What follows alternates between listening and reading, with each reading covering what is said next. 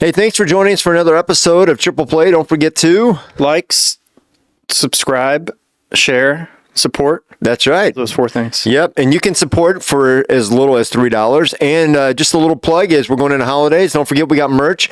Check out hats, shirts. You got something you want to get for a family member. Good stuff to splurge on. I think we still got mugs. Coffee. We still got mugs. We got signed balls. We got all sorts of good stuff. So check it out. Lots of good stuff out there. We getting rid of those footballs yet? Not yet. I'm waiting to get a few more of the Rams players through here, and we'll get a few more signatures. I think Timmerman's going to come this way, but we'll be getting rid of some footballs too. Absolutely. And hopefully we'll get a few more ball players through here. We'll get some more different signed balls too and put those out there. But keep an eye out on the merch. Also, don't forget to support those that support us, like Andy McCallum and Resource One at the 636-458-1798. And then you got CS Design, the guys who did our intro and outro, and our website, 573-436-3717 for any of your web or internet type stuff that you might need. And then we got Jeff Earhart Agency with State Farm at 314-821-JEFF or 5333. Your choice on that one, but 314-821-JEFF is what I think of. And lastly, we're excited about our newest partnership with Brookes Bible College. Those guys are awesome. You want to get a little bit deeper in God's Word. You want to study, become either proficient in God's Word or become a counselor, or maybe you're a lay person, just want to go a little bit deeper and want to take some classes to know a little more. They're awesome. They're cheap. We don't say they're cheap just because like you're buying secondhand. You're actually getting a top end education, but you're not going to come out of college with a bunch of debt. Their goal is to allow pastors to come out and be able to pastor smaller churches and other ministries that often, if you have $100,000 in student loan debt, you cannot do if you're going to a liberal arts college to get your biblical education. So Brookes Bible College. Brookes Bible College. Consider them. That said, who we got today? Today we got a good buddy of mine. So, and you know what? I've probably mentioned him on the show before just because I know we've talked about Game 6 of the World Series. Mm-hmm. And this guy was with me at Game 6 of the World Series. We were there. We celebrated. We got to watch Freese hit the magic home run and got to see Berkman hit his. I mean, it was just a great game. But all that said, me and Lee have known each other a long time. We had lunch just a little while ago, and I was thinking before lunch, we haven't talked in a little while, and I was thinking about what are some of the things that brought us together over the years, and there's a few things that really came out, which is we're both entrepreneurs. We both have been screwed over by our partners. True. Come on. We both have had to go through the school of hard knocks and some of that. And we both love what we did when we started out, and we hate the government has overregulated us. They've zapped the joy out of our normal, like what we thought would be our career jobs. But we both have great families. We've had kids really about the same time. And so he's got one in college. I just got one that started college. He's got another going to be in college. I got one right behind him. We're kind of like zing zang, one boom. So we both have married wives who were educators. So a lot of common things that have brought us together, and we both love the Lord Jesus Christ. So. And I think we both love Lake of the Ozarks too. So Absolutely. It is one of our favorite getaways. And you have an amazing mother-in-law. I will say that too. A little plug into Joyce because she's pretty cool. I like Joyce a lot. She makes me smile. So all that said, we got Lee Ori today. Entrepreneur, pharmacist, dad extraordinaire, husband extraordinaire, and we are glad to have you. Pharmacist? Yes, sir. That's right. So what's the difference between compound pharmacy and regular pharmacy? I get that asked sometimes when I mention that you do compound pharmacy. So, well, the way I describe it to people in general is the old apothecary style of pharmacy, the old mortar and pestle. If you ever watched the movie It's a Wonderful Life, the George actually went back and, he saved the child from the pharmacist that made a mistake. That was actually a compound. So, compounding is the origin of pharmacy. And it wasn't until 1950s, the invention, so to speak, of the pharmaceutical companies that compounding was the mainstay of pharmacy. And so now how I describe it is if you have something, you need something dye-free, lactose-free, sugar-free, alcohol-free. A good way to describe it too is with your pets. there's not as much research in in vet medicine as there is human medicine. So the difference in a 150-pound man and a 20-pound dog is substantial. So we oftentimes compound the medication down. We'll actually change the dose appropriately for the pet, as well as flavoring's always an issue, especially with cats. So we'll do a lot of alternative dosage forms. So That's interesting. So yeah, we actually I joke for all of the pharmacists that are listening that may not be in compounding, we actually use our degree. So forgive me for saying that. No, that's awesome. No, but you're actually making them and playing with them and creating them. They're not just replicated from a box that you're opening up and popping them out for that have been mass produced. Sounds like science pharmaceuticals as opposed to like retail pharmaceuticals. Exactly. Yeah. Well, and there's a lot of similarities, believe it or not, in compounding pharmacy and cooking.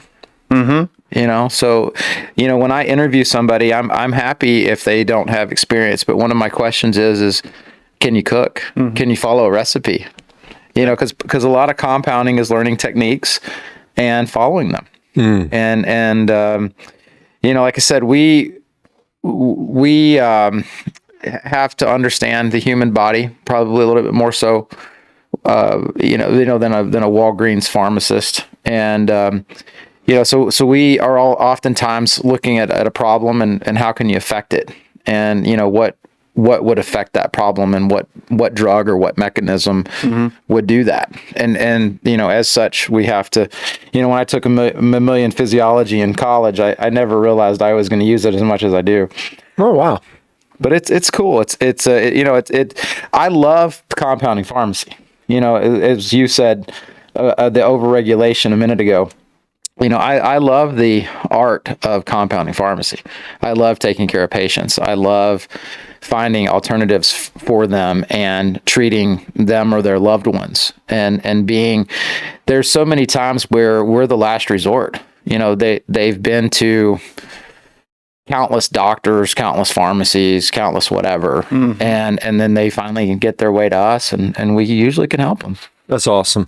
That's amazing. That really. I know Josh was telling me that you recently lost some weight. Did you use this compounding knowledge in any way, shape, or form, or was that more a dietary thing? I did not. Well, I used the compounding knowledge in the fact that I shut my pie hole and got on a treadmill. If that's what you want to call, at the end of the day, weight loss is a simple math. It's really what it is. And, everybody knows it. It's just whether or not they practice it, and I certainly knew it. I just didn't follow it. Okay. Well, I wasn't sure if maybe there's some compounding that you could do to help digestion and clear some stuff out. And maybe that was part of your methodology. And no, I did it without any, as a pharmacist, the first question out of most people's mouth to me is, what did you take? And I took no medications. I did take supplements. I did no surgery, had no help. Really, honestly, I just started by walking. Yeah. I just got out and walked, just got out and moved. Yeah. I've always heard walking, if you can walk just a little bit further, it's always better than running a shorter amount. I don't know. Well, it depends. I think it also depends on your body shape and who you are, but there's certainly some math behind it. Just like when you're at the gym, you actually burn fat when you're not moving. When you're doing a full out cardio, you're working muscles, okay, and leaning them, but you're not necessarily burning fat. Fat is usually burned by going a slow, steady pace up some kind of a hill. If you're on like a treadmill, they say to set it like a 10 or 12 at a low, a decent walk, but not like really fast, okay? Or going like a Stairmaster and do it at a grind, let it just kind of work, and you don't want to go super fast, and that's how you burn body fat. So what I do mostly now is monitor my heart rate. They say that your peak fat burning zone is 180 minus your age. So I try to keep so for me, I'm almost 50. Yeah. So about 130. Okay. So I try to keep my heart rate in that 130 zone. So regardless of what I'm doing, you know, if I'm on the exercise bike or the elliptical or the treadmill or walking, it's hard for me to get it up that high now. I can't do that walking. Yeah. I could back in the 120 pounds ago. Some burpees every 10 steps or something. Yeah, or throw on a ruck, you know, throw on a weighted vest. It's amazing. Like people make fun of me, like, you know, you did all that work to lose weight and then you throw a vest back on and you put it back right back on. Like I've got a 60-pound vest. I don't always wear 60, but I can go up to 60. I actually wanted to talk about where you grew up and all that, but we kind of jumped into the weight loss thing. We'll rewind a little bit here, but before we do that, how much did you lose? Because I've never asked you that. I was curious. How much did you wind up dropping total now? Around 120. My peak was Memorial Day of this year. I started at about 45% body fat, and I got down to 10.5. And I'd lost 128 at that point, and I settled in about 120. That's awesome. That's cool. Yeah. Thank you. Yeah, that's awesome. Yeah. A lot of hard work and dedication for sure. Yeah. Yeah. I was, you know, I was athletic when I was younger and was pretty fit and opening my business and pre-kids and maintained it for a little while. And then I just put everything in front of me, you know, my family, my work, everything else. And I came last, and the pounds added on through the years and you know, you get the you know, this bottom of this deep, dark hole that you don't quite know how to climb out of. So. Well, I want to talk about that, but let's get into a little bit. I guess let's rewind just a minute and let's see, where'd you grow up? Where'd you come from? How'd you get to pharmacy school? Because I know we were just talking about your Auburn passion, and then let's get into what inspired you. What, you know, maybe what led to, as you said, the work and all that, and then what led you to finally changing that gear to a healthier lifestyle and taking the challenge to switch it. So tell us a little bit about where you grew up. Absolutely. Well, I'm originally from Alabama, from North Alabama. I went to college at Auburn, was good at math and science my whole life, thought I wanted to go to med school. And so I started at Auburn, and I started in chemical engineering. That was at that point, and well, it still is a good degree to go to med school. And was a junior, set to graduate in 4 years, and honestly just hated it, just absolutely hated it. And I was like, if I don't get into med school, I don't want to do this for the rest of my life. And I kind of had this moment where, you know, I'm second guessing my future and what I was doing. It was like most college kids do. And, you know, I'll back up. I'll rewind myself. My dad had passed when I was 19. My dad was kicked out of school at 16, wound up getting his GED, and my mom was functionally illiterate. So I didn't have and again, my dad died when I was 19. So at this point, were you in college yet, or were you were going to college and then he died and then you had to go to college, or were you already at college when I was I had a 2-year scholarship to junior college, and so I was in junior college at that point. But yes, I was actively in college. Mm-hmm. So, you know, at that point I'm a junior. I didn't have a whole lot of people. So since I'm 19, I've been on my own pretty much. You know, every decision's been mine, good and bad and otherwise. I've had to live with a lot of mistakes. But, you know, I'm sitting here as a junior and really just didn't want to do it, and didn't want to do chemical engineering. And so thankfully, I actually even had a co-op job. You know, I was successful enough, so to speak, in chemical engineering. I was doing great. You know, I had a co-op job and I decided I didn't want to do it. And I got to looking around, and Auburn thankfully had a pharmacy school, and the prereqs were basically the same. And I remember I went to the co-op job and said, hey, you know, I really like this job and really could use the job, but I don't think I'm going to do chemical engineering. I think I'm going to, you know, bounce out and go to pharmacy school. And they said, well, you know, you're doing a great job. You can stay. So do you remember what prompted that? It was just you had to find something else because of chemical engineering. 100%. So traditionally you want to go to med school, you're going to get, chemistry degree, biology degree, biomedical science, some ology degree.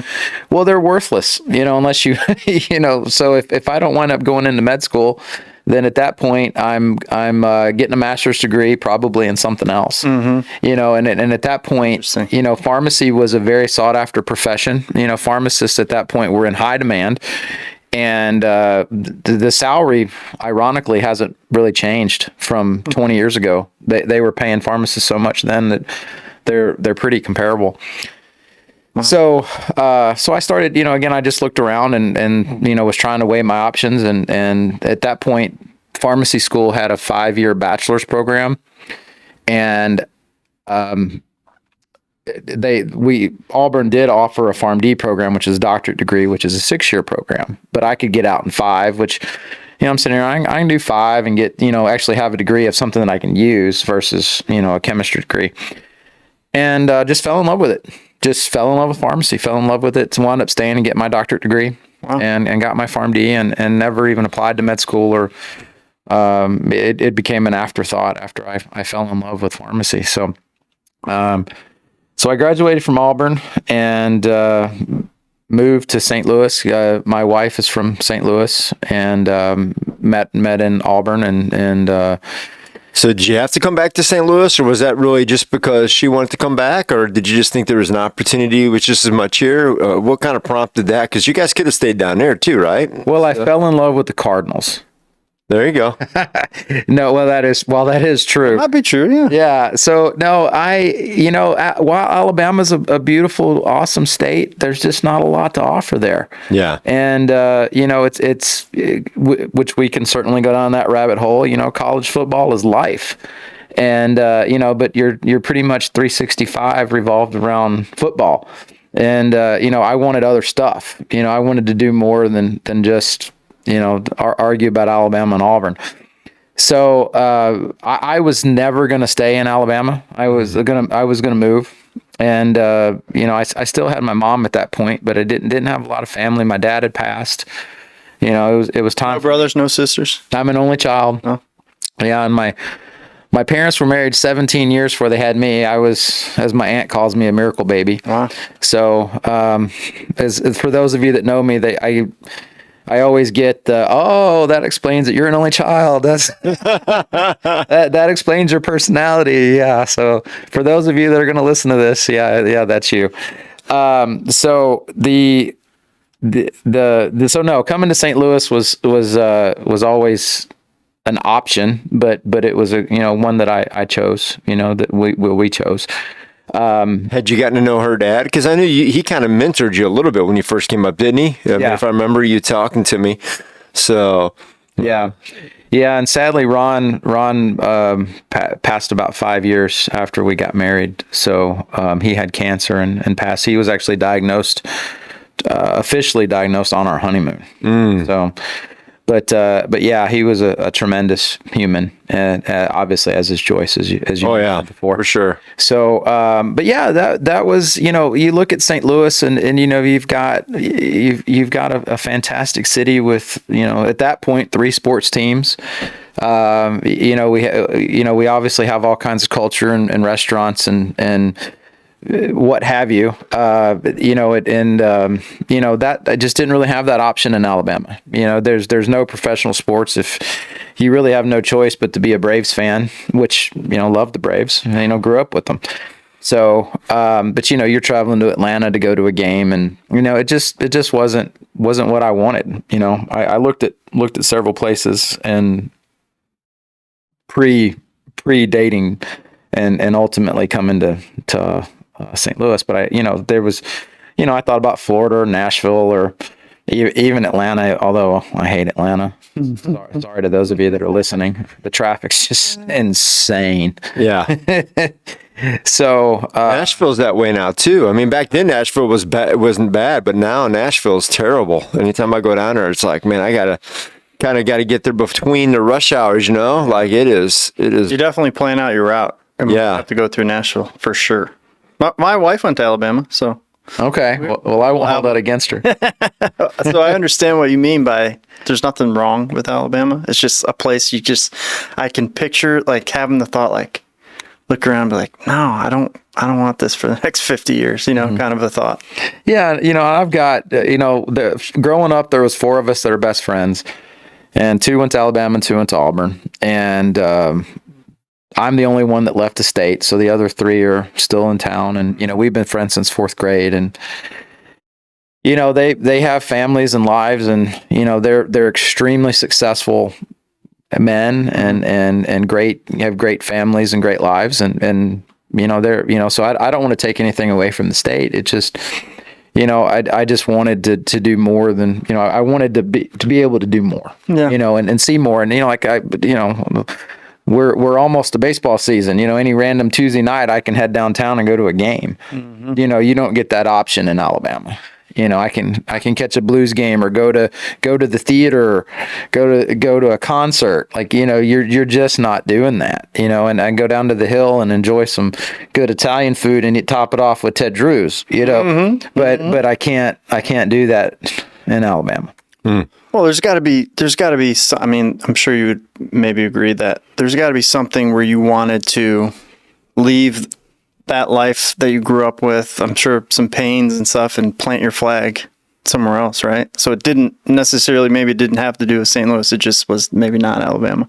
True. Yeah. True. Yeah, absolutely. Well, and like I said, I had made the decision I was leaving the state regardless. I looked at, like I said, Florida. Mm-hmm. I had spent a spring break in Jacksonville and thought it was a nice city. And, I didn't know. I just know I didn't want to stay there. And how old were you at this time? 20? Yeah, in the low 20s. Jeez. Yeah. Yeah. Yeah. So by the time I graduated, I set myself back a little bit, changing majors and obviously I did co-op in there and made money. I had to pay my own way for school. Yeah. Well, I'm sort of thinking you had to make all these decisions. It's crazy. Yeah. So I graduated in 2000. So I was 26 ultimately when I graduated, but there was, all of those decisions along the way that I had to consider, and money was always a consideration with me. It was, people still to the day make fun of me because I'm so frugal, like I squeak, but I had to be, You say, if somebody says you're frugal, just say I'm simple. I'm just a simple man. Yeah. There you go. Because that's true. I am. Well, they'd probably argue. They'd probably, there's nothing less simple about you, buddy. Probably, but no, but you know what? That's a good thing because that means you retain wealth, right? I mean, Scott can probably attest to many ball players that walked through, made good checks, and then had nothing to show very long after their careers. So, all right, what you can know. Yeah. Yeah, I was reading an article the other day about all the football players. Oh yeah. All the money that they made that they don't have anymore. So that's very common there. Yeah. Very, very common. Especially football, yeah. Yeah. This is crazy. Yeah, the Rams used to invite me down quite a bit to talk to the players about that because it was such an issue. So talking, so you come up here. How'd you become an entrepreneur? Because was that just something you always wanted to do, or did Ron kind of inspire you because he was an entrepreneur, or did you just all in your lap? Probably all of the above. When I was growing up, just having, like I said, both my parents were, my dad got his GED. I was the first one to graduate high school, first one to go to college, first one to graduate, much less get a doctorate degree. So, my expectations were honestly probably pretty low. At that point, I wanted a good job with a good living that would provide me a better life than I had. Did I have aspirations of being wealthy? Yeah, but I really didn't even know what that was at that point. To me, making $100,000 a year was wealthy.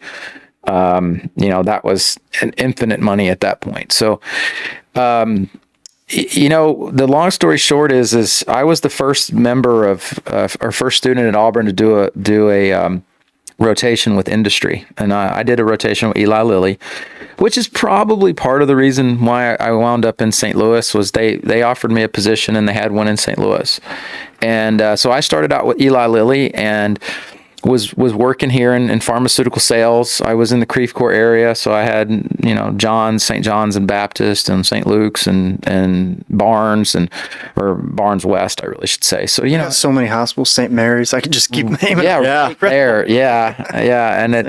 And at that point there was still St. Joe's and I'm gonna say Crestwood, whatever that area is. And so anyway, one day I'm calling on a good friend of mine who's a nurse practitioner, and she was like, Lee, you're a pharmacist, I really need a compounding pharmacy, and I got this need and whatever. Do you know of any? Can you help me find one or whatever? And I'm like, yeah, let me look at that. And I had done a little three-day program when I was in school, and PCCA, which is Professional Compounding Centers of America, is very active at Auburn. One of the founders was from Auburn, and so I had a little bit of a compounding background. I went to Houston and done their program as a student, and they sponsor you, and you come out and do the class, and so I really liked compounding, and so I started looking around, and there, lo and behold, there was nothing. There was no compounding pharmacies in West County at that point. There was one in the city and then one kind of out in St. Peter's, but there was nothing in that whole West County corridor. So I just got the wild idea to do one. Hey, I like this. I've done it before, and I had some support from Ron, and obviously he had the business acumen, and so I wound up quitting my job and went to work for Schnucks. Worked 7 days a week for a year and a half, and saved every dime, and paid a whole bunch of house payments ahead. And I kept paying my house payments, and they'd be like, well, you want to apply this to your principal? And I'm like, well, in a normal world I would, but no, I need to apply to my payments. And, I was probably paid up a year plus in advance, and had the money to open the store, and a little bit of a nest egg, so to speak. And just made the jump, and, worked Monday to Friday, and my hours originally were 10 to 6, and I'd go out in the mornings and market from 8 to 10, go and open the store. And at that point, there was me and one part-time technician that worked with me. Shout out to you, Sue, if you happen to listen. We used to shut the pharmacy down for lunch and have family lunch. We'd actually eat together, and it was a joyous time, much different than what it is now. But so we just kept growing. I started going out and marketing to the thank goodness for Eli Lilly. I had 130 doctors that I called on, all that knew me, that respected me, that I had supported, and they all knew I was a pharmacist, and most of the time they were asking me questions outside of the drugs that I was selling. So I had developed, earned a lot of respect with the doctors, and, I launched, I went out, before the pharmacy opened, and re-engaged them, and it was probably a quicker launch than it would have been had I not done that, So again, that all went into my decision as far as opening the store, and so that's kind of how I wound up there. Okay. Yeah. All right. So you do that, and you've been successful. You've sold a couple of times over, and you got to have a bad partner in there. So, and yeah, the end of the day, I had made some, I'm going to say some moves. I wound up, there was you both probably remember, there was a company here in St. Louis called Advanced Lipodissolve, and Advanced Lipodissolve changed their name to FIG, F-I-G, which was short for figure. And they had a fat dissolving injection that basically they did. And the same girl that I told you that was a nurse practitioner that got me into compounding, so to speak, wound up being their medical director. So she called on me again and said, hey, Lee, these guys are, got this business, and, they're kind of, they don't understand the regs and the how pharmacy comes into play, and they're being told some stuff that they shouldn't, they probably shouldn't do, and so I just went in. She goes, would you just help me, because she's, at the end of the day, she's a clinician, and she's got a license, and she was she had to protect. And so she brought me in, and, I had no expectation of getting a job there, so to speak, or a client, and just educated them on the law. So this is what you need. This is the law. Like, it's black and white. Here's what it is. This is what you got to do. Well, they were so impressed with my presentation that they said, well, we want to work with you. So, I grew from nothing, I don't say nothing, but grew that business from nothing to, probably a multi-million-dollar account as they expanded from multiple sites in St. Louis to, I think they wound up with 15 across the country. The problem is they basically shut down overnight. I don't know, I'm certainly not going to get into their business practices, but they shut down overnight and screwed a lot of people out of a lot of money, including me. And they abruptly shut down. And at the end of the day, the bad news is whether or not I was with them or I wasn't, which I wasn't, I kind of got pulled into the mess. And I got pulled in, and one of the partners was from Fiji. And so he left the country, we'll call it. And the other one sadly passed away. And, so at the end of the day, I'm kind of the last man standing. And so I had a lot of regulatory, this is really just my opinion. There was heads had to roll. It was a black eye on the state. There was a lot of, tens of thousands of Missourians were screwed out of money. And, so they had, well, and obviously other states too, but I was domiciled here. And so they kind of came after, regulatory came after me and came after me hard.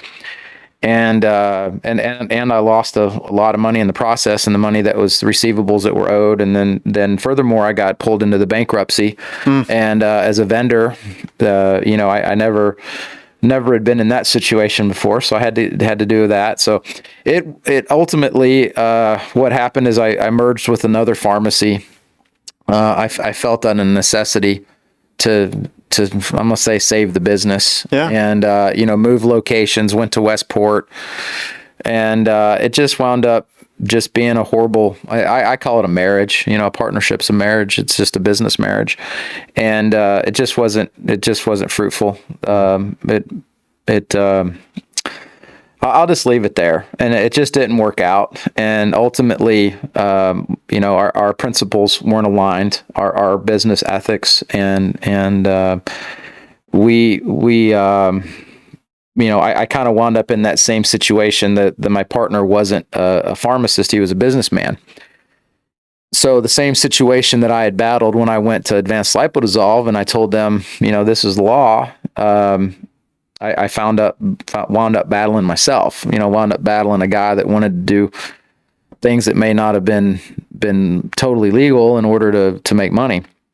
And so I wound up leaving there in October of 2011, and had a 2-year non-compete, and started consulting nationally, and to the exact words that were used on me when I left the business was, I was reminded I had a 2-year non-compete, and basically if you're going to get a payout, you're not going to compete with me, and if you do, I will not pay you, and I will use your money to sue you. And so I was threatened greatly, and at that point I'm still, I'm low 30s, not a lot of business acumen. And, a guy was 20 plus years my senior. And, I was scared. And, and I had a decent buyout, and, wound up consulting. And, in that process, I consulted with, probably 10 pharmacies across the country. Made a lot of connections, a lot of tremendous people, and wound up buying a pharmacy in Nashville, 2014, and sold it in 19, and then I bought into Arizona in 2017, and I still own that pharmacy today. And then we opened another pharmacy, which is a work comp pharmacy. So I have what we call a hybrid pharmacy, which is a compounding retail pharmacy. We do take insurance. Insurance doesn't pay for compounding anymore, but we do take for regular prescription drugs. We take insurance. We're probably 80% cash compounding, another 20% retail, of which if we can sell it for cash and not have to deal with insurance, we'd rather do that. Then the work comp pharmacy actually it's workman's comp. Or workers' comp that is no insurance contracts at all, and it's pretty much, we're licensed as a independent retail open door pharmacy, but really it's closed. We pretty much ship everything. We have a handful of patients that come in a week that are just close to the store, but other than that, that one's a pretty good gig because I'm not dealing with insurance and it's pretty much closed door. Okay. So we take very good care of the patients, but we don't interact with them as much as I would like. Is compounding, is that more of a maybe not regional thing? Like I'm thinking like maybe the Southwest would potentially be more into compounding pharmaceuticals maybe than the Northeast, just because of the background from the people that are coming in that area, or is that not even thought about? It's across the board. It's across the board. Yeah, it is. Times have changed dramatically. When I first started, the conversation always was, just raise the water level. Get out and raise the water level. Whether or not you're raising it, you're raising it, or your competition's raising it, or whoever. You're all just trying to educate people and let them know that you're there and raise the water level in the city. Now there's, again, everything, as Josh alluded to at the beginning, what we do is extremely regulated. And, from a pharmacy perspective, I'm regulated by the State Board of Pharmacy, by a state controlled substance agency, and then I have an FDA and a DEA from a federal perspective. On top of that, when you go into compounding, you've got other regulations that you have to abide by, which are USP regulations, which are basically, let's just call them safety. They're safety. Kind of akin to an OSHA. And then lastly, which is the worst part of all of it, is the PBMs. The PBMs. Express Scripts is a PBM. They have their own pharmacies. So not only do they control the lives of the patients, but they have their own pharmacies. So they compete with us. CVS is CVS Caremark. So as a PBM, you've got Caremark who owns their own pharmacies. And so it's in their best interest to put us out of business, to audit us out of business, not want to pay us, to make it difficult, to not pay us enough, so they can take those patients. And, just a lot of inappropriate, unscrupulous business practices, go on. And so, we could, not only am I fighting your state and federal agencies, so to speak, or, having to abide by their regulations, and, from there, we've got the battle from a business perspective with the PBMs. So having said all of that, you get a lot of, so the only way that you can make money in pharmacy is to do something other than retail pharmacy. So retail, your traditional retail pharmacy, where you're filling a cholesterol prescription or a high blood pressure and you're billing an insurance, pays very little. Right. And, so those pharmacies, the independent ones specifically, like if you ever go into a Walgreens, you always notice the pharmacy's in the back of the store. Well, it's in the back of the store for a reason. You got to go through everything else. They're making their money on selling you all the other junk. So, pharmacies has changed, and one of the ways to make money in pharmacy is compounding. And, again, it's predominantly cash business. It's high profit margin, so to speak. It's low dollar stuff, but, we'll run, we try to operate 80-90% profit margins, and that's where we try to be. Those margins go down as the price goes up. Sure. But, so a lot of these pharmacies are, trying to make money, and they're opening, either opening compounding pharmacies, or adding them to their scope of practice. So the competition, like you mentioned the Southwest, the competition in the Phoenix metro Scottsdale area, so to speak, went through the roof. I bet there's been, I don't know, 10 since from 2017 to now, there's probably been, I'd say 10 or 15 pharmacies open up at least, if not more. So, but that's a national thing, again, as farm, the transition in pharmacy as a practice is get to cash, whether or not it's retail prescriptions.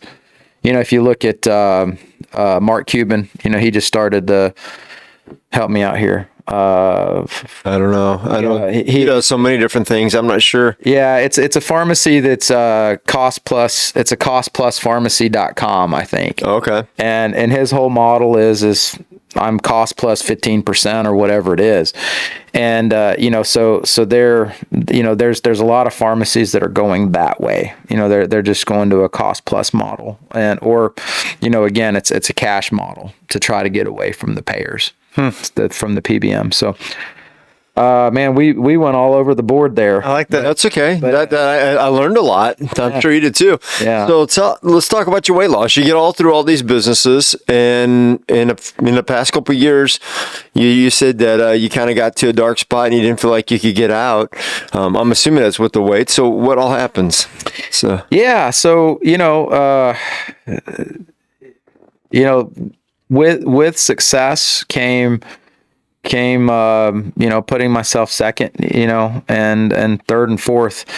And when our second child was born, Natalie, is when we were in the heat of the lipodissolve. So I'm father of two at that point, working 80 hours a week. I don't even know, trying to build out and expand and do all this stuff, and then all of a sudden it all crashes, and you're left trying to pick up the pieces, which is almost more work than actually doing it itself. And and then had several transitions in there, and good and bad, and just wound up taking what I felt was taking a lot of my time. And so, through that period, I learned to medicate myself with either alcohol or food, poor food choices or alcohol, and to help with get the dopamine hit and help with the stress and what have you. And so through years, and in there I stopped working out. I went from 200, 220 pounds, probably all 30, 34, 36 inch waist, all the way up to 320 pounds ultimately. And I don't know, probably 46 plus waist. And so, but it was just such a slow decline. My daughter was born in 2006. So, you're talking, 15 years of just making, cumulative poor decisions, and, ultimately put on a lot of weight. And, I'm looking at, 320 pounds and trying to figure out, I've often described it that I'm sitting at the bottom of Mount Everest. I'm sitting at the bottom of this huge mountain, and the peak of Everest is, where I want to be. And it's like, how do you do it?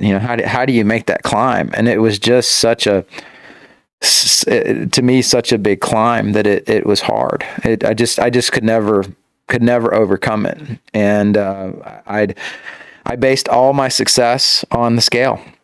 100% of my success was based on, what that scale said the next day. And so what would happen is I'd go on and go hog wild. I'd go hardcore, jump into the deep end. I'd drop 30 pounds. I'm blessed that I can lose weight fast, but I can put it back on just as fast. And, I'd get on the scale, jokingly on a Monday, and it wouldn't move, and Tuesday it wouldn't move, and then by Thursday I've had a struggle of my week, And I'm like, well, screw it. I haven't lost weight yet this week anyway. So what's a beer tonight? What's a cheeseburger? What's a whatever? A pizza. And Friday would come, and now I'd be into the weekend, and I'd be like, well, I worked my butt off this week, and I was bad yesterday. I took Monday and Tuesday off, but I'm good. Yeah, so I'd go into the weekend, and I'd wind up, just going at it, and 3 months later of doing that same thing, I'd put all 30 pounds back on, and I'm right back where I started, and I never could get out of that vicious cycle. And so that's where I wound up, and then in 2 years ago, and in June of 22, I had my best friend Jason. He was a follower, subscriber of Phorm, and he had gotten into Phorm and had started taking their products, and Phorm has an app, and the app is got a nutritionist that's your coach and works with you, and Jason had lost at that point, I'm going to say 50 pounds, somewhere in there. And so it was noticeable. For those listening to, if you don't know Phorm, they're a supplement company. So they do supplements, they do proteins, bars, they do all sorts of stuff out of here. Coaching. Yep, coaching now. So, but good products. So just wanted to put that in there, just so people who are listening who may not have a Phorm by them understand what we're talking about. So he started taking these supplements, and he started following their app. Go ahead. I didn't mean to steal your thunder. Oh, no. It's quite all right. So for the St. Louis people, the same ownership of Supplement Superstores is the ownership of Phorm, or some derivative thereof. And so Phorm is a brand of supplements. I'm gonna call them supplements. Is health food and supplements that is sold at Supplement Superstores. So Phorm has a yearly event called Summer Smash, and Jason wouldn't take no for an answer. You're going to Summer Smash with me. I live in Des Peres. Corporate headquarters for Phorm's in Fenton. They're 10 minutes from my house. And so, I basically had every excuse in the book not to go, and he just wouldn't take no for an answer, and he took me. And, I just had all these preconceived notions if from the health food industry or the supplement industry, workout community. In the past, it was back in the day, it was all meatheads, and, they're paying, no fear. They're paying the bodybuilders, and they, coming out of sports, they had all the caffeine based pills, the speed pills, I remember the pitcher that passed out, back in the day. Those things killed people all the time. Yeah. So the ephedra. Yeah. You're talking about good old ephedra. Yeah, that's what it was. If only we got some. I'm sure it's not expired. It sure it is. Don't take it, please. You might have a hard time. We love you, Josh. Stay with us. Ephedra. Yeah, they used to have it in like all the sports drinks. Like, dude, high school kids would take them. Oh yeah. And now it's swapped to the opposite. So ephedra restricts your veins. Okay, so people felt they got a pump because it restricted your blood flow. So your veins would shrivel up, which is also the problem when you get out in these hot conditions. Mm-hmm. They would pass out and die from it. That's what it was a speed though, wasn't it? Mm-hmm. Yeah. Well, it was combined with stimulant. Yeah, it was a stimulant, but the ultimate thing of that is that it constricted your veins. So it was double. So now. Well, basically, they went the opposite way, which is what now you see in a lot of product, which is nitrogen. Nitrogen oxide is most of them, and that basically opens the veins, and so it's the opposite, but it does actually more work and allows things to flow much better. So actually, a much healthier way than ephedra. Let me ask you a question: do I become a compound pharmacist when I put sodium on a cut? Is that compounding right then? Like it's turning this sodium, the peroxide into oxygen? You're more of a nurse. Okay. I can take that. I wanted to know the answer. Nurses are great people. I didn't know if just in that moment I became a compound They make doctors look good. All right. I'm not a compound pharmacist. Yeah. Now, if you would have combined some triple antibiotic ointment at the same time, then you would have been compounding. Okay. So, Lee, you want to hear something funny? That's good. That's what I wanted to Yeah, know. just mix two things. Yeah. Somebody the other day on Facebook asked about what's the latest treatment of a certain illness that we won't mention. And a doctor responded with the chart. And this gal comes on and goes, "No, I'm a nurse. And I can tell you that," and starts to correct one of the top doctors in all of St. Louis. So all I had to do was sit there and laugh. I'm like, this gal obviously has no idea of this guy's pedigree. Because this guy is a top doctor. Well, was he wrong? Was he? Oh, no. No. He's part of 9,000 physicians, and this was their recommended way of handling it through therapeutics and stuff. And she was all about, a certain thing, Sure. a certain. And probably had an agenda of some sort. Well, she knew it all because she had a study from KU. Well, there's your first mistake. Well, I just loved it. I'm like, that's what I love is they have this one study, and I'm going, well, we got like the whole world. Okay, like I've done the study. I've seen all of India, seen all of Brazil. I don't need any more studies to know what works and what doesn't work because I've seen it. So, but it was really funny. Anyways, when you said nurses make doctors look good, I just immediately flashed in my head because I was like, in the past 48 hours that happened, I was just dying because it was a friend of mine. If you spend enough time in the doctor's office, ER room, you'll notice that the nurses, they run the show. Oh, 100%. They run the show. Yeah. Yeah, So- but the you reference a study from KU. I have to say that's like saying Alabama to me. So nothing good comes out of those universities. Flat ground. Yeah, Flat ground, very flat. Yep. yeah. So he takes you to the Smash. Yeah, so I go to Summer Smash, and again, I had no idea. I didn't even know that First Phorm and Supplement Superstore were related. I had heard of Supplement Superstore. My son goes there, but I really didn't know about First Phorm, and Right by my office here. learned a little bit. Literally. We go to that one. I know. The one right here on Manchester. So we go, and my preconceived notion is a bunch of meatheads, a bunch of egotistical meatheads, vain, blah blah blah. And I went, and it honestly I couldn't have been more wrong. While there were some very fit people there, everybody there just really cared about you. They really cared about you as a human and you and your journey and wanted to help. That's cool. Excuse me. So I wound up meeting this young lady there that was an employee and had moved from California. And she starts telling me about Andy Frisella and starts telling me about his podcast. And I didn't know who Andy was. I had no idea. I didn't know who First Phorm was nor Andy. And she tells me that she listened to this specific podcast and said, I got to move. I got to move to St. Louis. I got to work First Phorm. And she references the number. And I'm like, holy cow, this girl moved across the country for this guy, and this she references the podcast, and she was just such a sweetie.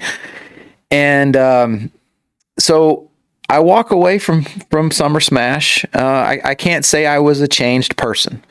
I just can tell you that it was a community that was unlike one that I had been a part of, and it was polar opposite of what I expected. That's what I can tell you. So, and you saw results with your friend, and that's the other thing. You have seen that it works. I always tell people when you see something that works, that starts to always pique your interest. So, and then you're finding about this community. So that's great. Yeah. So I started listening. I walk away, and it's probably a month later, and it just keep resonated with me. And obviously my buddy Jason's talking to me, and I'm like, well, if this guy is that powerful that this girl's going to move across the country to come work for him, then I need to listen to him.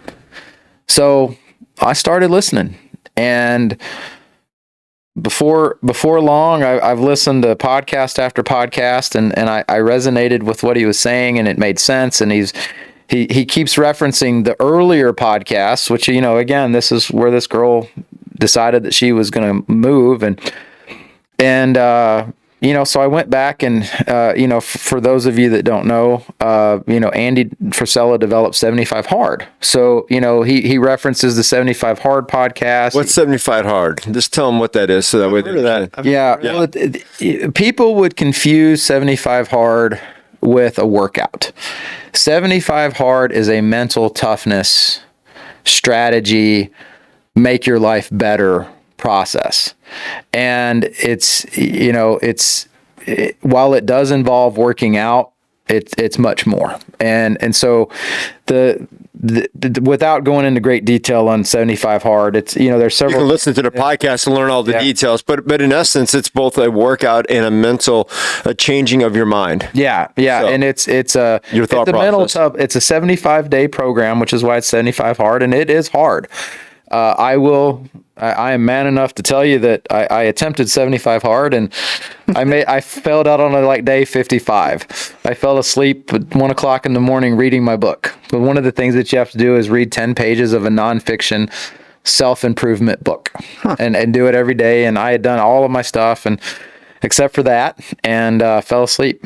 And my life is still such that I haven't tried it again, and I will, but I haven't got there. But anyway, so I go back and I start listening to all these episodes, and the one thing that resonated with me was Andy. I can take these off. He has a thing called Win the Day. So, basically the thing is I got too tied up on the future. I got too tied up on, I got to lose 120 pounds. How do I get there? How do I get to the top of the mountain? And I never focused on one step at a time. And I put all of my emphasis on the scale. So, he has a whole podcast about winning the day. And, so while there's more that resonated with me, that's the key takeaway was I just started practicing winning the day. What he says is, you win the day, you win 5 days out of a 7, you win a week, you win 3 weeks out of a month, you win a month.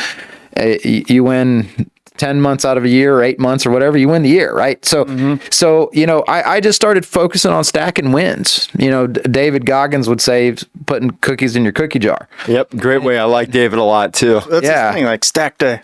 I'm stacking. Yeah. Taking souls. Yeah. Hey, David. So I started practicing win the day. And, I stopped putting emphasis. I finally got to the point where Andy made enough sense. I listened to him long enough and resonated that I trusted in the process. And up to that point, I never had enough respect for anybody that I trusted the process. I jokingly say I thought I was smarter than everybody else. And so I just trusted the process, and the process was simple. Just win the day. That it is literally that simple. So I set out winning the day, and I stopped weighing every day. I went to where I would weigh at best every 2 weeks, and miraculously every 2 weeks I would lose weight because I would have time to push through the plateaus, and I wouldn't focus on the weight. I would push through the plateaus, and I continued to lose weight. Now, some weeks were better than others, but there was always some improvement on that scale. And I joined the app. And,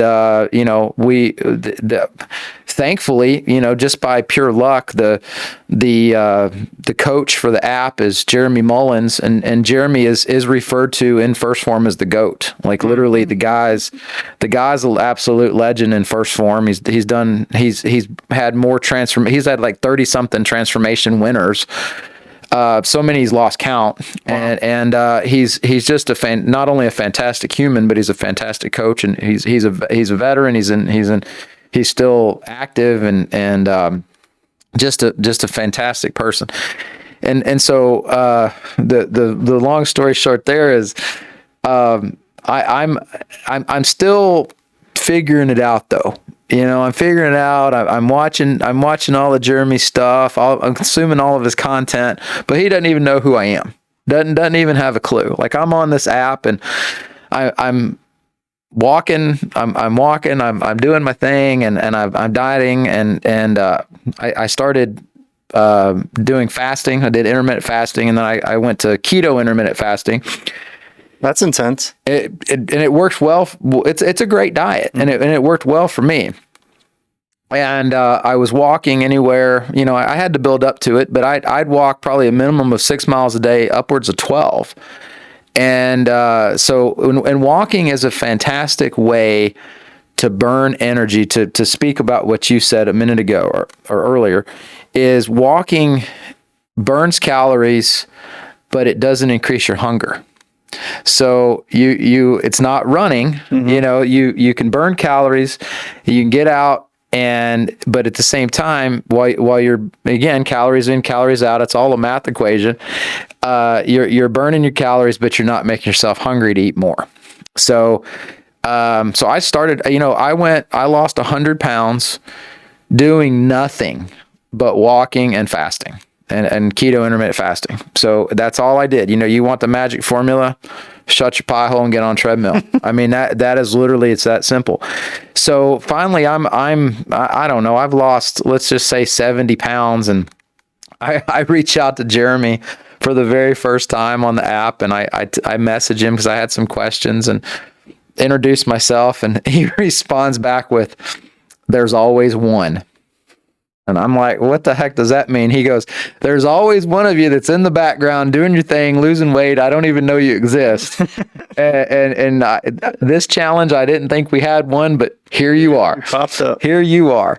Yes. And so now I work with Jeremy all the time, and now I count my macros. Of which you can do within the app. So I converted at about 100 pound weight loss. I converted from fasting to counting my macros. Okay. And you'd be amazed at the weight you can lose by eating 300 grams of protein a day. Believe it or not. Yeah, I thought it was crazy, but I do it. So how many steaks is that? Well, depending on the steak, is 6. Yeah. Yeah. Well, I take a lot of protein. I drink a lot of protein powders and what have you. So. If you were like me, and I would think, when I lost my 100 pounds roughly, I was nothing but scrawny because I had some muscle underneath there, but you're just so much fat, right? I didn't count my fat back then. I didn't know I was 45% or whatever it was. But I know that if you look back at those pictures, I'm just skinny, and I've had to increase my protein, not just to take care of hunger, but also to build muscle, because you want to replace that. One of the ways you don't go back is to replace some of the fat with muscle, so that way when as your appetite and you're not doing a full on diet, you're doing more of a lifestyle type thing. Because you can do fasting, you can do certain things, but there's certain things you just life is going to throw curveballs, and you just can't do them all the time, and so you got to be prepared for those. And I think one of the things that's been important to me, at least in my weight loss journey, has been finding balance, but finding balance while I put on muscle, so that way I don't necessarily put the weight back on when I do have a bad day, or when I do go, no, we're getting ready to have Thanksgiving in a few days. I'm gonna have pie. I'm gonna eat turkey. I'm not gonna hold back. So, but I also know that some things that I know is that I have a little slack, but I also know that I'm gonna put a little extra work in, do a little extra walking a day before I do when I started losing the weight, I started doing turkey trots on Thanksgiving. So me and my daughter now have a new tradition that we've done now about 12 years or so now together. This Thanksgiving will be no different. The two of us go do a turkey trot, and I'll go walk with my younger boys for their portion of it, and we'll go back and eat. But you build in those things. I think one of the other things that really, and again, I can just speak what things that have changed in my life, but now versus finding things that are more sedentary, I look for things for the family to do together that are more active as well. Like, hey, let's go outside and play soccer, or hey, guys, it's I think, was it last Thanksgiving or last Christmas? The last couple of years, either Thanksgiving or Christmas, has been great weather. So I packed up the family and we went on a hike, Let's go to Castlewood and do a walk together. We've had a great meal, enjoyed all the food. Now let's go on a little bit of a walk, and, it's part of the lifestyle thing. Yeah. Making your habits, healthier habits, and doing the little things that Yeah, in the past, I would have been probably sitting down and playing a video game or something a lot more sedentary. Do you find that, or is that? I mean, I'm just speaking some of the things that I have found to be successful. What have you found to be successful? Are those type of things that you're doing that you find yourself doing now? Yeah, things like routine and. Oh, absolutely. Well, one thing that you said that I wanted to say is counting like with you. Counting the macros, so to speak, is something that's sustainable. Yeah. It's something that you can learn and it's, whether or not you follow it to a T every day, or not, doing that is something that in life is sustainable. And so, I follow macros, pretty much every day. And to some extent, Jeremy probably argue I tend to not record them on the weekends. I don't know why. But I bet you in your head, you're still like, I don't really, now that I've been doing this for so long, I don't necessarily jot everything I eat, but I know, hey, I ate out today. The next couple of days, this is going to be my diet for the next several days. I'm going to have to tighten up the belt, And you make better choices though when you do eat out. Yeah, I've eaten out with you enough times that I see you make good choices. So and you remember the bad ones probably too, when we used to go to ball games and I was fat and I ate all those burgers and hot dogs and had the big. Always had. In fact, I got 2 of those helmets over there. Those big old nacho helmets they used to give you. Uh-huh. Yeah, man, I could down one of those. You kidding me? I didn't know. Well, I guess maybe were you big when I first had met you? I don't remember. Big. I don't, I was probably, when you were 14, I first started meeting you, I was probably just starting to get big because that was when I was getting in the corporate world. Mm-hmm. And then when you had come back, I had probably at that point lost my weight because I was right when all that happened. I never knew Big Josh. Never knew him. Yeah. Well, Big Josh existed for I didn't 6-7 years. Yeah. No, I never. Yeah, I've known you since you've been at least on the way back down. Yeah.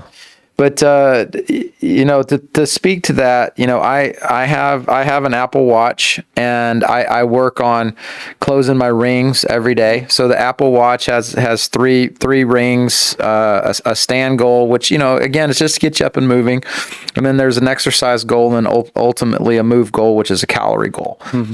So my goal is to close those rings every day, which really ultimately is close the calorie goal. If I burn X amount of calories every day, I know I'm going to win the day. Right. So my habit is closing my rings. Well, you know that because you know what you're putting in your body. And then you got to win your monthly award, right? And the weekly awards.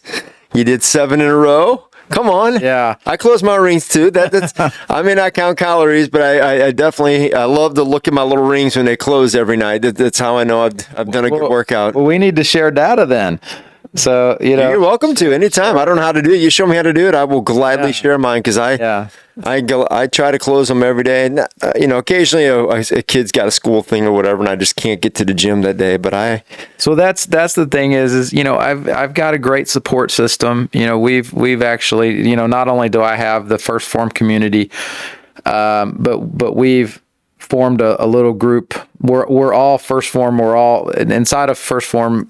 We're Jeremy Mullen's team, which is Team Alpha.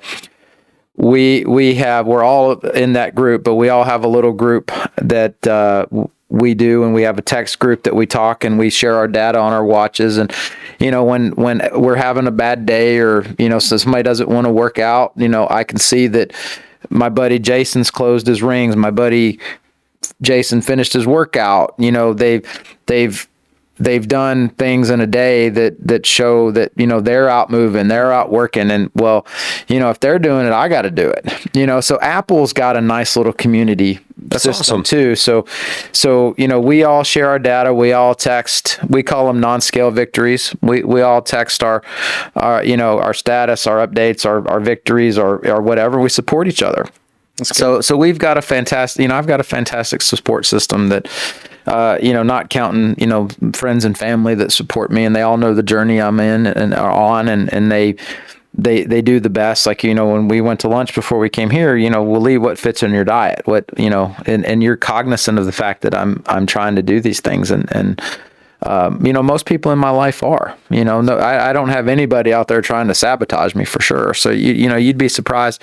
It's funny. I always used to complain that everybody that would, hey Lee, let's go get a beer. When I'm Fat Lee, everybody wants to get a beer. Everybody wants to get a burger, but it really was more me than it was them. Now that I'm not Fat Lee, I got just as many people wanting to go have a healthy smoothie, and go have a salad that I wanted to have a beer. But I always used it as an excuse to be fat. Always made it somebody else's fault or problem than my own. So, so just, kind of just to recap, just to circle back real quick is, I just won the day. And I just, the people that are in the industry, and they can say that, you can say this about a lot of things, but, it's choose your hard. And the one thing that I really want to communicate to your listeners and to people that'll listen to me is choose your hard. Being fat is hard. Being skinny is hard.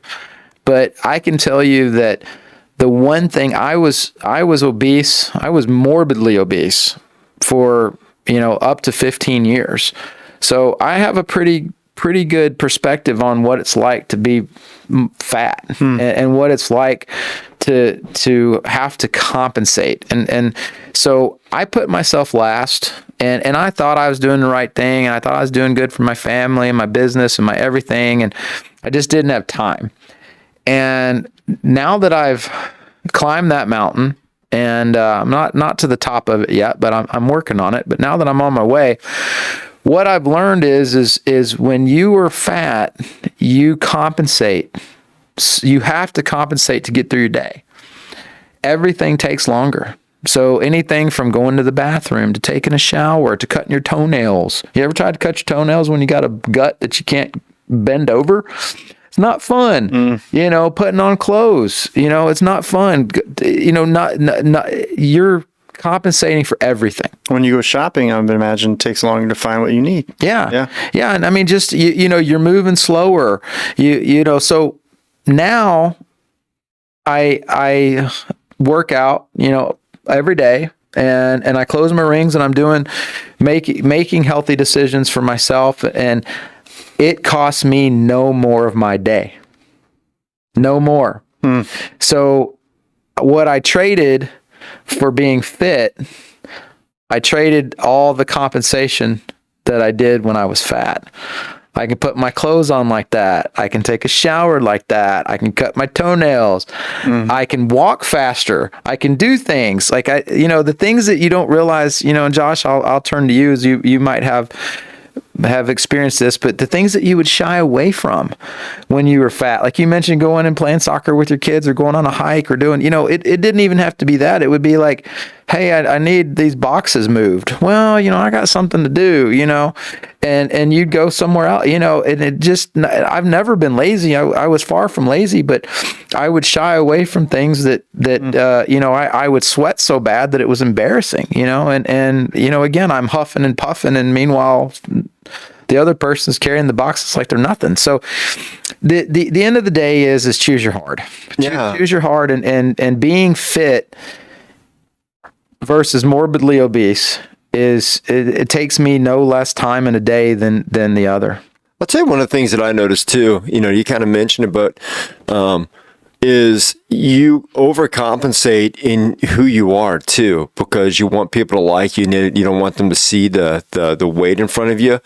So you tend to be maybe a little bit of somebody who you aren't, or maybe you're just exaggerating who you are a little bit. And I think when you lose that, and not necessarily have to be in fit shape, but just like you are now, you probably realize people just like you for Lee. You don't have to be whatever. People like you for who you are, and you weren't always sure, but when you were heavier, now like at least that's how I felt. Like I remember when I was overweight, I felt like I'd have to exaggerate my personality sometimes because I was afraid people might not like me because of my weight a little bit, and so I would tend to just be that way. And now that I'm who I am, I'm just who I am. People like me, and you know, if they don't, they miss out. Well, and the thing is you'll find that you like you a whole lot better. That's true. You know, I think there's some of that compensation that was really for yourself. And your wife likes you better too. Don't lie. It's all good. Everybody likes me better. Yeah. Just kidding. But yeah, no, and it's one of those things. I think I agree with you on the compensation, 100%. But I think in my case, a lot of it was for me, that I felt like I needed to be that because I was not this. You know, I was so...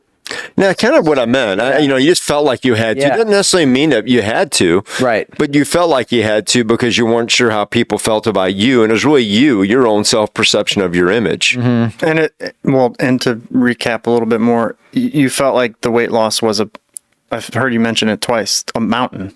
Mm-hmm. It was a mountain. So you talk about how do you get people to get to the top of the mountain. You talked about it, taking that first step. And when you take that step, win that step that day, and then the next day, take that next step. I love your theory of win the day. I just love that. I really like that. And that can be, you can put that in so many different ways. I was thinking, you talk about weight loss, but I'm thinking in business life, in your marriage, win the day. If you're going through a tough time in your marriage, win the day. Yeah. Well, and Andy has, and there's a lot of versions of it, but, Andy has a power list. You make a power list every day of your top 5 critical tasks, 3 or 5, whatever it is. They say don't go way more than that because then they're not critical. Right. But, you have, and then, so you develop, and you mentioned a minute ago about, what kind of routines do I fall into? Well, one of the things that Andy talks about is, you have a power list. Well, if working out is at the beginning on your power list and you do it every day for a month, well, then it's not a critical, well, it is a critical task. It's now a habit and it can fall off your power list and you put something else on there.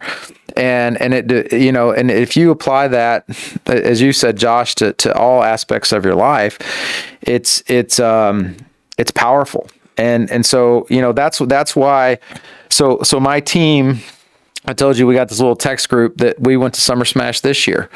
And we all showed up as very different people. That's awesome. I'll share with you the before and afters if you're interested. Yeah. But we all showed up different people, and so First Phorm was selling these hats, and as part of it, you got free embroidery, and my whole team did win the day. Because that's basically what changed it for us is win the day. And that's the thing is my message to people is if you really break it down, it's just stack your wins, just win the day. And it was harder for me at the beginning, I'm 320 pounds, I went out the first day and I have the data in my Apple Watch from the very first day. I walked 2 miles and it was like 22-minute miles, but I did it, so that was harder. That day was a hard day. You also had 120 pounds more on you to make it harder. So you were working things. So you don't, again, right. In the grind. So it was, and what I mean by harder is it was more of my day. Again, I'm already compensating and it was harder. So it's harder at the beginning and you don't realize how tremendous and how much effort and how dedicated you are to just take those first steps, because people don't understand. All I could ever see was the mountain I had to climb and the 120 pounds I had to lose, but just caring about yourself to take the first step. And because you'll never, you do things right, it's never going to be worse than where you are. So taking that first step at your absolute worst is hard, but it's worth it, and again, choose your heart. And if you could make it to where you start chipping away and stacking your wins and the weight starts coming off, suddenly the scales start to shift. And it doesn't, there was a point where it wasn't so hard for me anymore. And it became easier. And, and I hate to run. Like I am, you talk to me, I hate running. I hate it. And I'm not a runner, but you listen to, we talked about David Goggins. David hates running, but he goes out, and this guy runs 200-mile ultras. And, but his goal is he goes out and does the thing that he hates the worst first thing in the morning, and he gets it done. He knows he can do anything else in his day because he's won the day. He's stacked his wins, right? So I've made it my goal to run. And now I run 6 or 8 miles a day. Woo! And yeah, and I will proudly say I can run I'm not super fast, but I can run a 10-minute mile at that 130 beats a minute. Like I can actually run and hold my target heart rate at a run. That's cool. And so my goal is to get faster and what have you, but what's weird is I have people that actually talk to me who refer to me as a runner.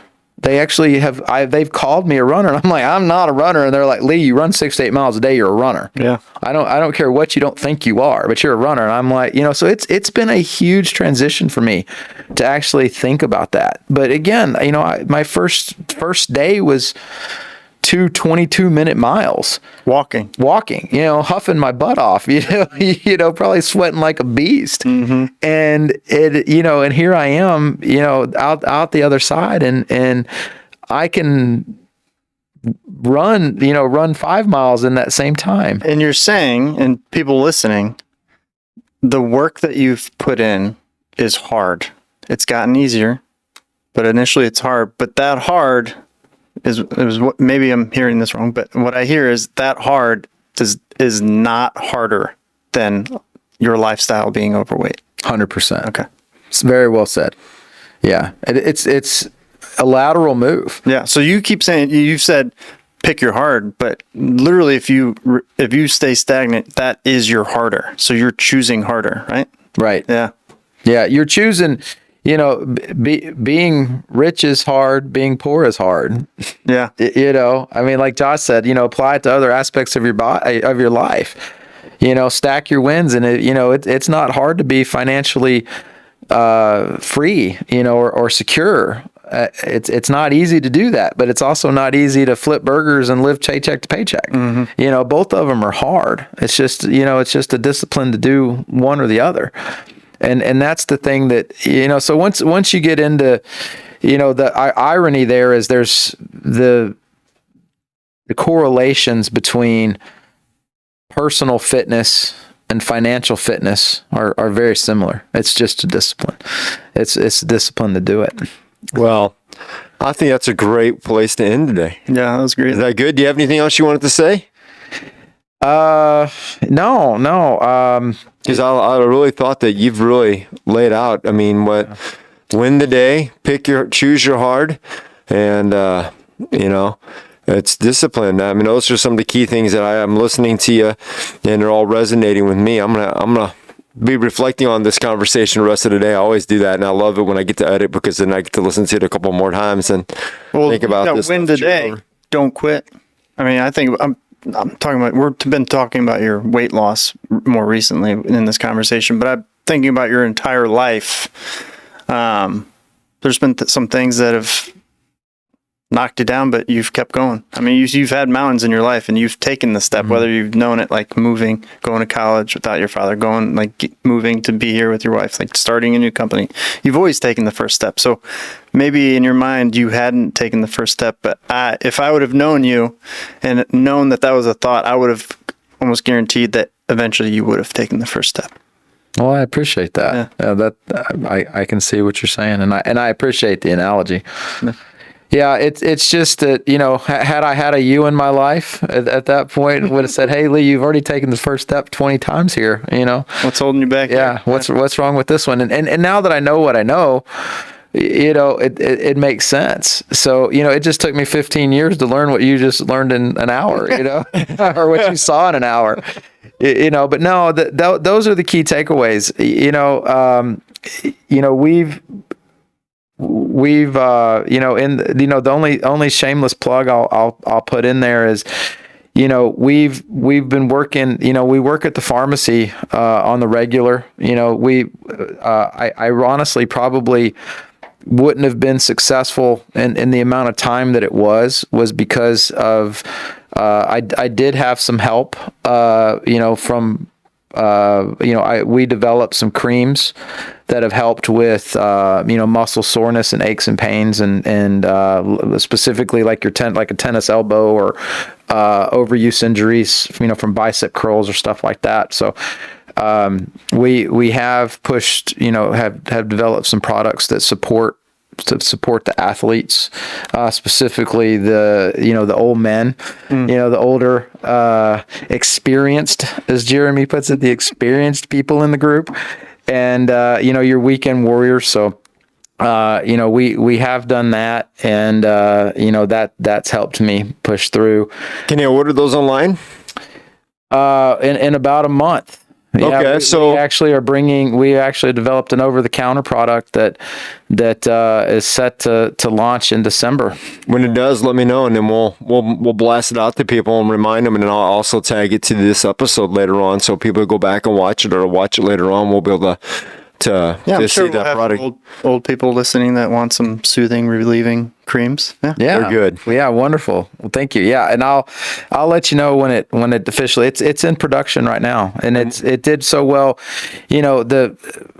Really quick to we've mentioned mountains and being screwed and this and this. So my partner and I, Sarah in the pharmacy, we had an entire CBD line that was set to launch. It had just a fantastic line, had great marketing, and had put a bunch of money in it, website and blah, blah.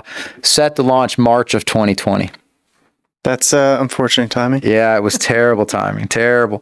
So we lost the whole thing. The whole thing went down the tubes, but we oftentimes make lemonade out of lemons, right? Mm-hmm. And so the people that we did get the cream, we did a traditional tincture and we did creams, but a cream. And the people that actually used the cream still to the day, hey Lee, you got any more of that cream? They call it the cream, not the CBD cream, the cream. So we actually took that as our foundation. We took the CBD out of it. But we took that product as the foundation, and then we took this other product, I'm going to call it a product, that I developed for myself to help me push through, and now we're actually putting them together. And compounding, if you will. Yeah. So well, each one of them were compounded independently. Yeah. So this cream had a different use than the second one, and later in my life, and through working out, I found the need that I needed this, because my tennis elbow was so bad I couldn't even grip a bar, and so it was either lay off and recover or find a way to get through it. Right. And so I developed this other product and which worked great. So now we've actually got the combined compound coming out later next month. I'm excited for it. So, but again, I am too, because I have tennis elbow, so that's great. Yeah, but it was kind of forged out of failure. Necessity is the mother of all invention. Yeah, as they say. Yeah, but at least I get some use out of that, that failed opportunity. That's cool. So it's God has a path. You don't know what it is at that time. You think oh my gosh, I lost all this whole thing. I lost all this money, and but yet there's still a path ahead of you that you don't know. And so had we not created that and it fell down, I might not have had it to use today. So I'm looking forward to checking it out. So awesome. You let us know when it's ready. We'll pop it on here. We might even have to bring you back to talk about it sometime. So we love free samples. Awesome. Yeah, I love it. No, but no, we definitely gonna have to get you back here. We could talk. I feel like we just scratched the surface of some of this too right now. Just so you know, if you're listening, Lee, would you agree you're a little bit nervous to come on? First time podcasting? First time. He's done an amazing job. I would say those fears are unwarranted. Yes. Well, thank you. Yeah. Well, I am from the South.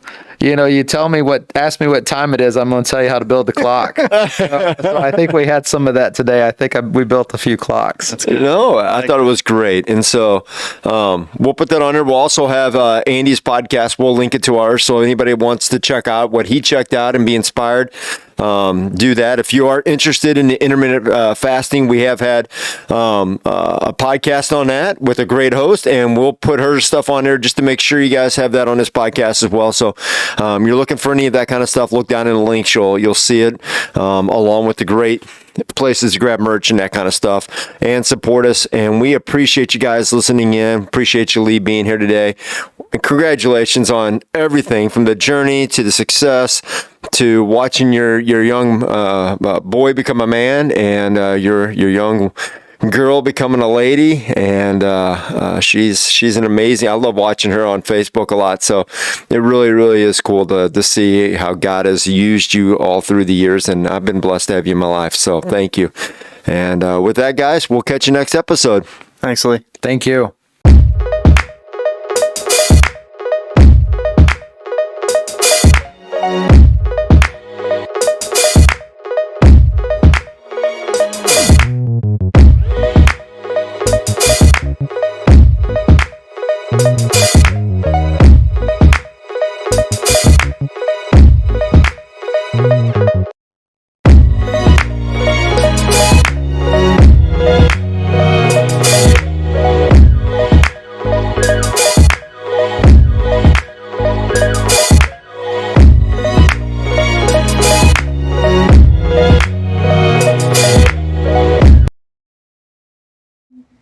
You're safe.